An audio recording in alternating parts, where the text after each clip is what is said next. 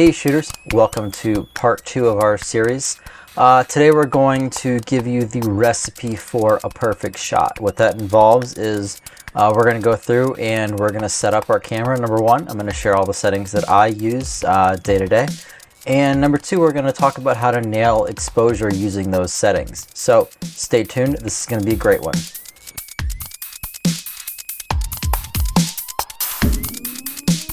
So settings, I'm walking through this on my Canon R7 here. I actually do need to do a little run through here because I've been using this for some video things, so I know there's some settings that are probably a little wacky in here. So if you're on another Canon, the Canon menus are pretty consistent model to model. Nikon, Sony shooters, obviously I think all these concepts will apply, and you can just Google around for anything that seems totally unfamiliar to you looking at this. So first things first, let's go ahead and turn this on, number one, and start recording this. I am tethered in with an HDMI capture, so that means I don't have any screen on here. I'm kind of looking back and forth, so it's a bit awkward. But step one, we're going to take a look at that dial at the top, and what we're going to do is we're going to turn that to the big scary M. M for manual.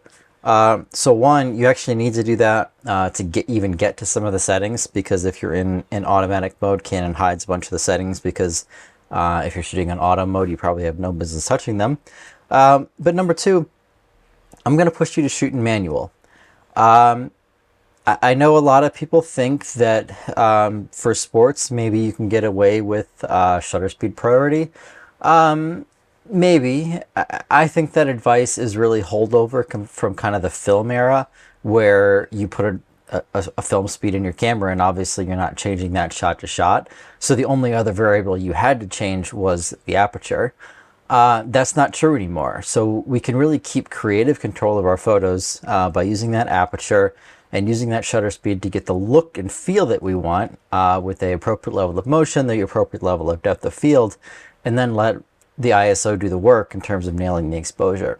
So to that, the other secret that I'm going to give you here, not a secret, it's featuring a camera, but the trick is to use auto ISO. There's no shame in doing that. So what I'm going to teach you today is really assuming that you're going to shoot in manual mode with auto ISO, and then yeah, there'll be situations where you need to override what the camera's doing there, either with exposure compensation or by just manually overriding the ISO. And we're going to get to that. And we're going to make sure that you understand how to use your meter and how to use your histograms to understand when you need to do that versus kind of letting the camera do the math for you. So let's get started with our camera settings. So if we switch over on the screen here, so if we jump into our menu, the first thing we're going to do is look at the image quality. So again, I'm recording to 2 cards on here. This Canon R7 and kind of the R7s and up have the ability to record to 2 cards. So I record CRAW, which is compressed RAW to one card, and JPEGs to the other. You don't need to do that. I think really I still record JPEGs because it used to be so much quicker to pull them off.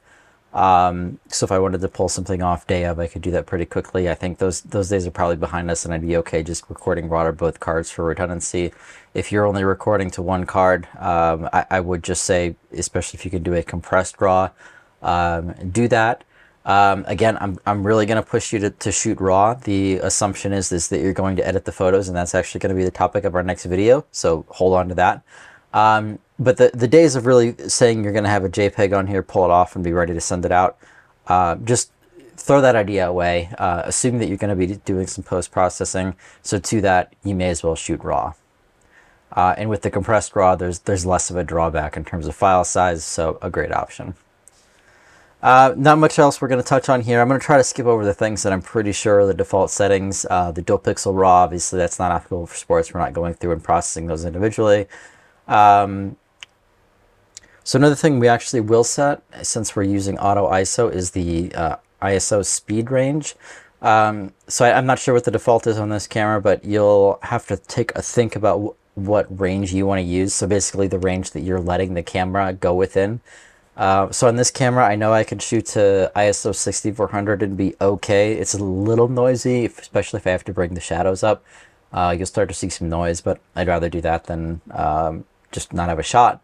But you need to know kind of what you're comfortable with on your camera, so you can go out and play in some low light or indoors in your dark basement, take some shots and take a look at them. Because if you're on something lower end, or maybe some of the kind of older DSLRs, you may want to cap that at like 1600, 3200 versus 6400, what I have here.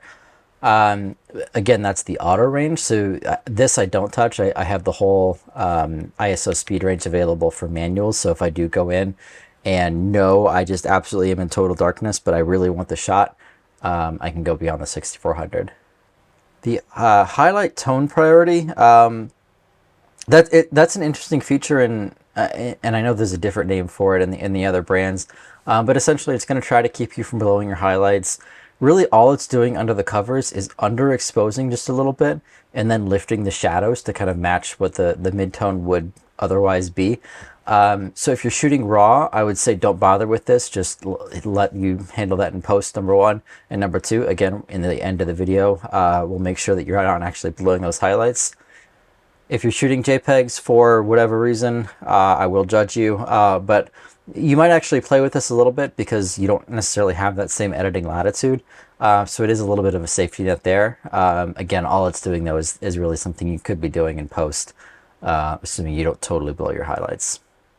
Nothing to note here. We're just running through all the default settings. I do use auto white balance generally. I think the cameras are much better these days at that. I used to say just set it for daylight and then handle it in post, because again, you're shooting raw, so it really doesn't matter what you're setting there. But auto white balance, no problem with that. And then picture style. So I make sure to set this to neutral. I think that is important because you don't want to be adding any additional contrast, saturation, and really importantly, sharpening or noise reduction to your pictures in camera. We're going to make those decisions intentionally in post-production. Again, infinitely more important if you're shooting JPEG. If you're shooting RAW, then obviously you still have the raw data. So this is just a more convenient starting place when you import those photos and use this as the starting point for your editing. It's nice and consistent, and you know exactly what you're getting. We do have the lens correction, etc. on, but I believe that's the default. Nothing fancy going on in here. Drive mode. So this will be a change because I believe the default is usually one shot. So on this camera, on my R7, I do have this set to high speed continuous plus, which is as fast as it'll go. I forget if it's like 12 or 15 frames a second, which is it's quick, plenty quick for me. So I do have that set as the highest option there. On my R3, I think I actually use one down from the highest, because with the electronic shutter on that, it's something like 30 frames a second. So I'm happier just to keep it kind of in this same realm, and it's nice and consistent. So chances are on your camera, you do want to go as quick as you can. And the other option, and I believe electronic first curtain is usually a default now. If not, set it. We don't need to be shooting mechanical. That's just additional slop that we don't need. But electronic first curtain is a really good option. You are probably going to want to avoid electronic shutter. There's even a warning. Because you're going to get what's called rolling shutter, because the subjects are moving so fast in what we do. You're going to have these sort of distortions because the sensor is reading top to bottom and it's not reading out fast enough. So unless you're on something really high end like a Canon R3 or a Sony A9 III or A1, it's really just not practical at this point, and there's no advantage to it. Yeah, it'll get you a little quicker frame rate. That's not the problem that we're going to have today. Shutter release without card. So if you're on a Canon, I believe this defaults to on. So definitely day one, get your camera out of the box and change that so you can't do anything stupid and start clicking around and thinking you're getting some great shots without having a card in the camera. So pro tip there. Our IS we are going to have on. I believe that's actually controlled by the switch on the lens, since we're on the L lenses that I have that built in. Display simulation. So obviously the whole advantage of mirrorless is, right, that we have this exposure simulation. So we do want to make sure that we have exposure simulation turned on. Again, that should be the default, but double check that. Shooting info display. So again, this is going to be personal preference, but I'll show you what I have set. So I simplify this because I don't like having to scroll between 5 screens that are all turned on by default. Because really all I have is the shooting screen, which I have just the number 3 one here. That's basically got everything turned on. It's got the histogram, which I absolutely need. And then I do like having just the reminders of my other settings on there, obviously. And of course the exposure information. And then the settings screen. So this is actually what I'll have on the back display of the camera because I'm shooting through the viewfinder. Especially on the R7 where I don't have the little top screen. It's handy just to be able to glance down at my settings and a little bit bigger than seeing it alongside the image. Again, personal choice, but you are going to want to have something with the histogram on it, I'll tell you that. So you may as well think about simplifying a little bit just if you're going to be toggling through and go from there. Similarly on the viewfinder settings, I'm actually going to, I don't think I turned these on, trying to get clean HDMI out on this camera. So I don't need these. I'm going to go in and just turn those 2 off and just keep the one, again, with everything turned on. Most importantly, the histogram. So glad we caught that now. And then the grid display, I do keep this turned on. I like the little rule of thirds grid. I think it helps me with my composition a little bit. And importantly, I think it helps me hold the camera level. For some reason, that's always been a problem for me. But particularly where you have something with horizontal or vertical lines in the photo.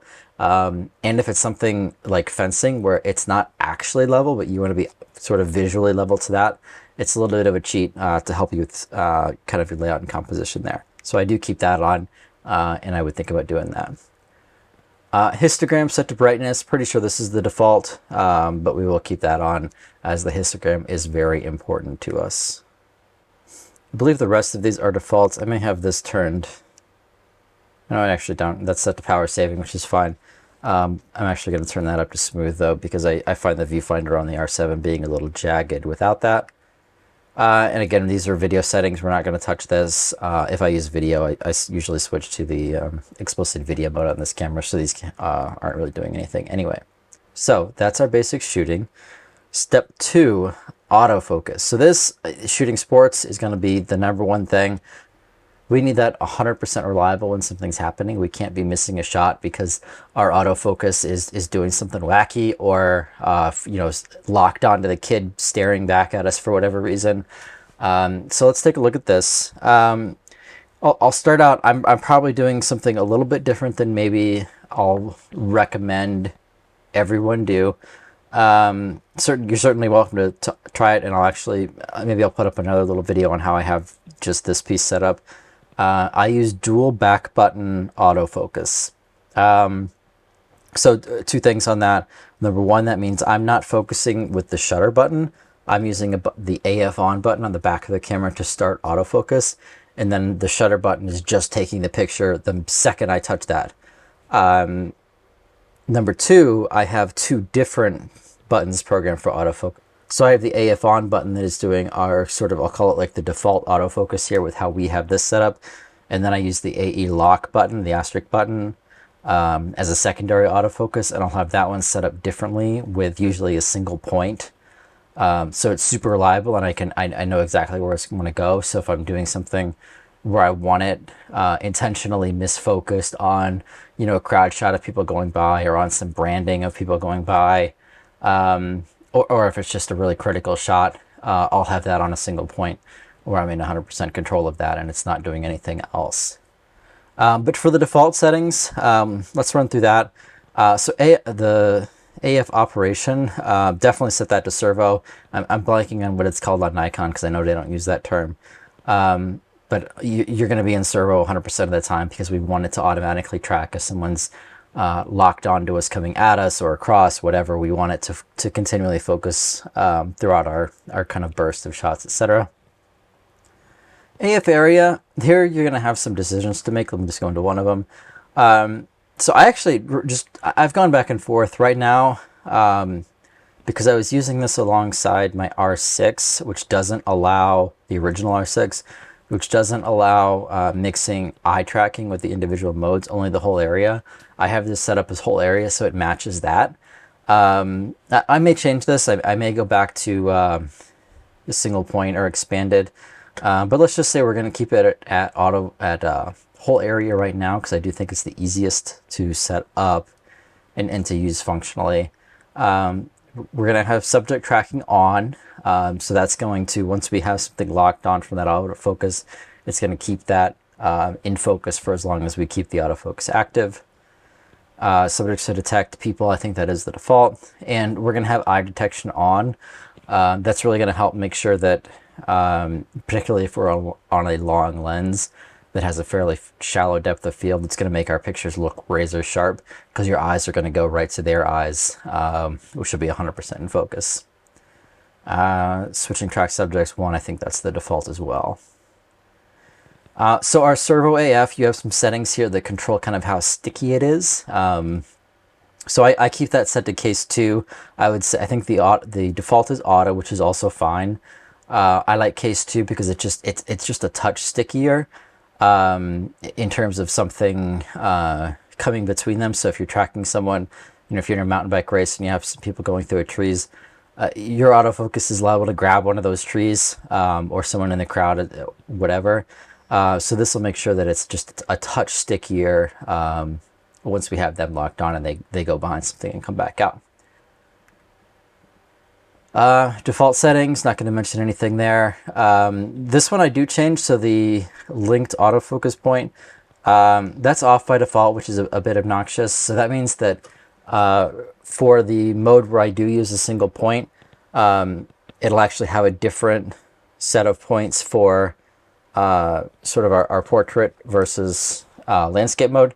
So when I turn the camera, it's actually going to have it wherever I'd set it previously for that orientation. So I keep it kind of center and then like top third, or maybe which one side or the other if I know what's going on. But then vertical, I'm going to have it the same thing. It's center and top third, but that's a different top third depending on how you rotate it.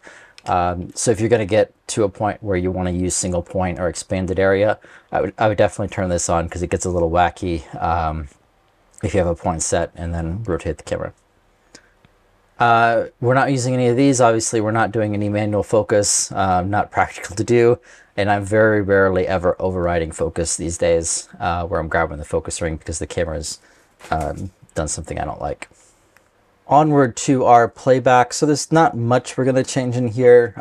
There's one or two things if I can find them through these. Obviously, we're not super concerned with playback on here, because we're not going to be sitting here chimping our shot. We're not going to be standing there ordering a photo book while we're out shooting a race. So let's see. I do want to turn on, if it's not already, our highlight alert. So that is turned on.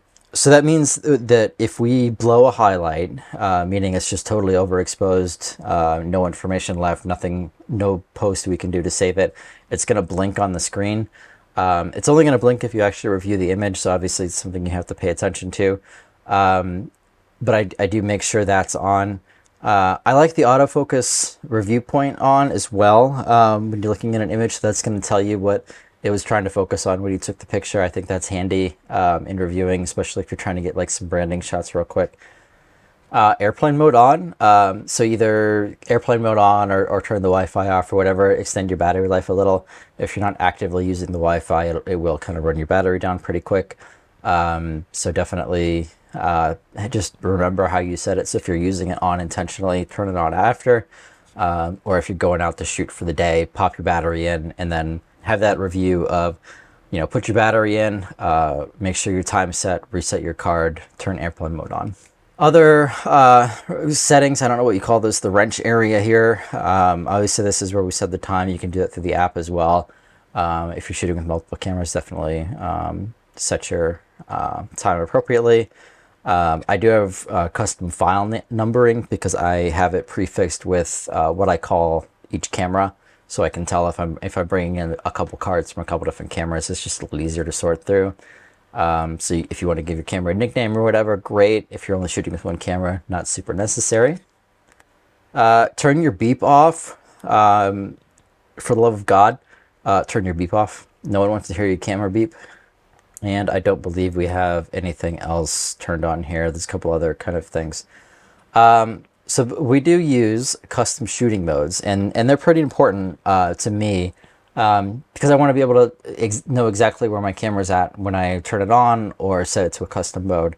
I'll run through that. I think let's finish these, and then because you kind of need to get everything set first and then go ahead and save those. So we'll come back to that one, I think. Same exposure for new aperture.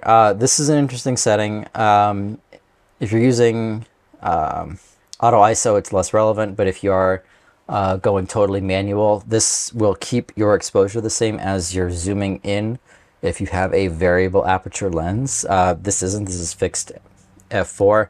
But if you have an aperture where your aperture is getting smaller as you're zooming, this will bump your ISO to compensate for that. Super relevant for video if you're doing anything with video with a variable aperture lens. I don't set shutter speed ranges or aperture ranges because we're going to be setting those manual because we're professionals and we only shoot in manual mode. So customizing our buttons. This is, I mentioned before, using back button focus. So this is where I would do that, where I'm setting the shutter to not control autofocus and setting our autofocus buttons down here, our AF on and our AE lock button appropriately for how we want them to function. We won't go into each of those now. The dials I keep basically the default, just because it's easier to keep them consistent between cameras. And that's probably it for customizations. Then at the end, you have sort of your custom screen. So I keep this fairly slim. I'll kind of add things as I think of it. I have the IS mode on here because for video, I'll go back and forth between the regular and kind of the enhanced, I think they call it, for shooting video to get a little bit of crop. Again, keep format card on here because that should be just part of your routine. If you stick a card in your camera, you format it. That's the only way you should be formatting your cards, and you need to be doing that before you head out for the day. I keep battery info on here for the same thing. Just pop a battery in your camera, make sure it's where you think it is. And that's all I have on here. I'm trying to think. I feel like I have a few more things in my other body, but again, just if there's things you find yourself changing, either because you're doing different kinds of photography or whatever, you can register anything in the menus here so you can have it within a couple clicks. So with that set, I think next, and this is actually the order of operation if you're actually setting up your camera, get everything else dialed and then go in and decide how you want to use those custom, the C1, C2, C3 shooting modes, because everything we just put in is actually going to be tied to that. So great if you want different shooting modes tied to different autofocus modes or for whatever reason, which is actually a good idea if you don't want to use the dual back button. But we need to get all that dialed, otherwise it's a little annoying to decide you want to make a change later on, and then you have to go back and change that 3 times and save the settings. So the process for setting those up is super easy because basically we have all these settings dialed in, and then you go ahead and just set your exposure how you want it set for those custom shooting modes. Go back into that menu and save it into the slot you want. I'll go ahead and show you what I'm using for my C1, C2, and C3. So C1, and I have these in order of shutter speed. You can do whatever you want as long as you're doing it consistently. So if I have a cool corner where I want to get some people coming and get some nice motion blur, this is what I'll click into. Again, I'll bump this up or down depending on what's going on. But the starting point there, 1/50th f8, and I can dial it in, know where I am. And then, you know, depending on what's going on, I can bump that up or down. If it's a little too bright, I'll have to stop down. If I'm at something a little slower, a little quicker, I can real quick just adjust my shutter speed. C2, so this is kind of just my default walking around shot. So this 1/25th will get you a little bit of motion blur. So I'm at 1/25th, f4.5, which usually I'm shooting with a constant aperture f4 lens, so it's just above wide open. It's an okay starting point for exposure. I may have to stop down a little bit if it's super bright. But 125th is what I'll use for like podium shots, or just kind of casual crowd shot kind of things. Or if I do want kind of just a little bit of motion blur, you know, you get the wheels blurred and just show some sense of motion. It's a good starting point as well. 1/60th is another good option. I think I actually have this at 1/25th because I'll use it for video as well, and I can do 60 frames a second video at 1/25th and it looks nice. And just keep it consistent between the two. So that's my C2. C3, so this is my sort of freeze the motion setting. So a 12/50th, so I'm over a thousandth of a second, which is definitely going to freeze anything at f4.5. I never really feel the need to go much quicker than this. This is kind of where I'll stay for those kind of shots. If I need it a little less bright, I'll probably change the aperture before I would change the shutter speed, because a little more depth of field usually isn't a bad thing in those, and go from there. Again, all of these are using the same autofocus settings, and they're all going to default to auto ISO, which is fine. And then depending on the shot, if I do want to change that auto ISO, I can do that real quick. I have a dedicated ISO button that I can come in and go ahead and manually override the ISO. Or alternatively, I have the control ring set to exposure compensation. So usually I'll use that these days versus manually setting the ISO. But if you do want to make sure you have consistent ISO between shots, super easy to override. So nothing magical about any of those. Those are just kind of my starting points for 3 presets. The most important thing is that you're using them consistently, because the last thing you want when you're in the middle of the action is to pick up a camera and not know what it's set to, or have it set to something wacky. But with these, you know, if I bump something, I know I can just real quick flick it back to C1, C2, C3, know exactly where I am and exactly what I'm going to get. So definitely think about having those presets dialed in. Even if you're just using one, you can have something set and have that ready to go. So settings dialed in. Let's talk exposure real quick. This will just be kind of a real quick primer of the exposure triangle, but geared specifically towards the kind of photos that we're taking in terms of action. So number one, we're going to talk about the shutter speed. So that's, you know, how long your camera's sensor is exposed to light. But for sports photography, this is probably the number one thing that we're going to set first. So this is what we're going to use to either freeze the action or give some sense of motion, or just some total motion blur depending on the look we're going for. So at like a thousandth of a second or above, we're basically looking at freezing the motion. And then if we drop down, I'll say below a hundredth or so, but really probably closer to like 1/50th, there we're going to get some really distinct motion blur, and really be able to capture kind of the essence of movement, or have some very intentional, interesting effects. When you're getting into those lower shutter speeds, this is where you need to understand the exposure triangle, because even if you're using auto ISO, if you're at too slow of a shutter speed, you're going to end up overexposing, which you can't save. Too fast, you're either just going to have shots that you can't recover, or just excessive noise because you're pushing your ISO way too high. So you need to really understand what you're asking the camera to do. Our second variable, aperture. So this is the size of the hole, the amount of light we're letting hit the sensor. So traditionally, people refer to this as controlling the depth of field. Absolutely correct. If we use something on the wider end, you know, between like f4 and f5.6, we're going to let more light in, number one, and we are going to have a bit of a more blurred background. That's going to give us better background separation, which is a good quality in photos. We look for that. We like that. And then using a smaller aperture, sort of f8, f11 in that realm, this is going to keep more of the frame in focus. So this is what we're going to go to for something like podium shots, or alternatively, if we need to control the amount of light because of the variable we just mentioned with shutter speed, because we're shooting at a 50th of a second, we're going to have to stop down and let less light into our sensor to avoid overexposing. So if we're at a 50th, you know, f8, maybe if it's really bright, f11, we're probably going to be safe in that realm, but we got to watch it, and we'll talk more on how we do that in just a second. Third variable, ISO. This one I think is funny depending on whether you kind of came up in the film era or after. But basically now it means your camera's sensitivity to light.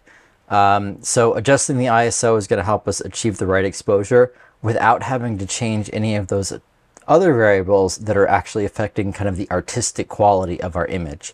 So naturally, this is why I'm okay letting the camera kind of choose that. Because ultimately the camera's dictating it anyway, whether I read it off a meter or a histogram and then set it, or just skip that step and let the camera set it automatically. It's not going to affect how I'm imagining that image, assuming that we can physically achieve it kind of within that realm. And that's how we control our exposure. So how do we actually measure exposure and make sure we're getting it okay? Well, naturally we can use the meter. That's the most traditional way to do it. That's going to move left and right depending on whether we're too bright on the plus side or too dark on the negative side. That's okay, but really, again, that's redundant if we're using auto ISO, because what auto ISO is doing is keeping it right in the middle, no matter what's going on, how the light's changing or how you're changing your other settings. But we can use the meter if we're asking the camera to do something silly. So let's see where I am. I'm at 150 in f8. Let's point at our cyclist here. So here you can see, so we have our max ISO hitting 6400. So if you remember in our settings, that's what we capped at. I'm in my dark basement, so this is fairly dark. We have our cyclist. We're actually close to right on, a third of a stop under. That's cool. That's at a 50th of a second. So obviously we're not going to be able to get a particularly crisp shot with that. If I jump over and try to say, go to my action settings and try to shoot it over a thousandth of a second, there's not much the camera can do. So at this point, we're off the rails in terms of exposure. We're not even on the meter there. If I go fully wide open, it's not going to help. So we're going to have to start dialing it down. So there we can see if I get down to a 250th or so, I can get within a stop. That's probably salvageable within that. But we're still hitting that top level ISO that we set in terms of 6400, and I really don't want this camera past that. It's just not going to be a great shot. So this is where you need to, one, understand the lens of your camera, and two, understand what you're asking your camera to do in terms of the exposure triangle. Now, a better tool than that is our histograms. So the histogram is a really powerful tool in terms of checking our exposure, because it's a little smarter than the light meter and gives us a better idea. Because you could have something where your light meter is telling you you're okay, but you're actually blowing out your highlights because there's just so much contrast in the scene. So if you're looking at something like with dappled lighting in the woods, and you can get an okay exposure on a subject, but you have some sun coming through in the background, you're likely going to blow that out. And maybe that's okay for what you're trying to do, maybe it's not. But your histogram is going to make sure that you can get an okay exposure. So here, if we go back, we're back at our 150th f8 auto ISO. So our auto ISO it's pushing it, but it's okay. I can go a little bit slower even here and get kind of in a safer realm. But you can see that we're keeping our histogram pretty much in the middle, and that's great because that's where we need to be. If we, for instance, start overexposing, which is going to be really difficult to do down here, but if we start overexposing, one, you do have the live view in your viewfinder, so this is pretty obviously overexposed, but we're going to see that whole histogram shift to the right, and when we start getting those big peaks on the right, like there we go. So that, when we have those huge peaks to the right, even if the rest of our image is more or less in the center, peaks to the right mean that we're losing information because we're blowing some highlights. On the other end of that, if we ask the camera to do something stupid and be just way too dark, obviously we're going to have the opposite effect. We have a histogram that's bunched up way to the left, and that just means our image is way too dark. So we do want to avoid clipping on either side and generally make sure we keep our histogram in the middle. If you're shooting raw, as long as you have your image in the middle of that histogram, you're going to be able to get something out of it in post-production. Obviously, the closer you can get it to where you want it ultimately, the better. But the histogram is great because you could naturally know if you have a bright scene, it's okay to be shifted over to the right as long as you're not blowing your highlights. Whereas the meter is going to try to get that right to that neutral gray, which isn't really what you want. alternate, if you're at a twilight event, well, most of your image is going to be dark, so that's okay. And you can mentally know, looking at your histogram, that that's okay. So that's where learning how to read the histogram, one, it's going to help save images, but two, it's going to really help you understand when you do want to come in and override that auto ISO, either with changing the ISO itself directly or using our exposure compensation. So if I go ahead and use our exposure compensation here, I can say, you know what, it's nighttime, it should look like nighttime. Let's go a stop and a third under. I can go ahead and just change that, and it's then setting the auto ISO to keep that. And again, we're keeping our image within kind of within the realm here. We're really not losing anything in terms of shadow. Alternatively, if I'm at a seaside crit and it's okay, we know things are going to be bright, I can really crank beyond that. Not down here because I'm tapped out in my ISO 6400. But I can let it know that I'm okay going a few stops over because I can see it within my histogram that that's there. Also in your histogram, if I grab a shot here, so that was in our live view. If I go ahead and play back, we should have a histogram here as well. So if you do want to chimp some shots and cheat a little bit, one, you're going to see all of your settings. If we have that highlight alert turned on, and maybe I can actually take one where I blow the highlights here as well. Maybe hard down here. But if I go ahead and blow our, we should get, yeah, so we get some blinking there, but we get the white blinking. So obviously that's anything that's overexposed. If you see that on the reflection of a helmet or a little bit of the sky, that's okay. That information's gone. It's going to be pure white. And just know that's where you're at. But if you start seeing that somewhere where you want to save on a jersey, God forbid on a skin, it means you're overexposed and you need to dial it back. So that's our exposure primer. We want to avoid clipping, number one, and we want to use the tools available in our camera to make our lives easier by shooting in manual, but letting the camera do some of the heavy lifting, and then just with these safety nets in terms of keeping our exposure in check. So that's our exposure primer. So now we've got our camera set up. We know how to take a great photo with good exposure. Get out there and shoot. So next time we're going to dive into editing. I think it's going to be really great because I like editing. I'm going to use Lightroom and you're going to walk through the presets that I've built over the years and tweaked. So I think that'll be really informative, as well as just kind of my whole post-production workflow, from getting the cards up to getting photos up on SmugMug. So I hope you join me for that. I think it'll be great. See you there.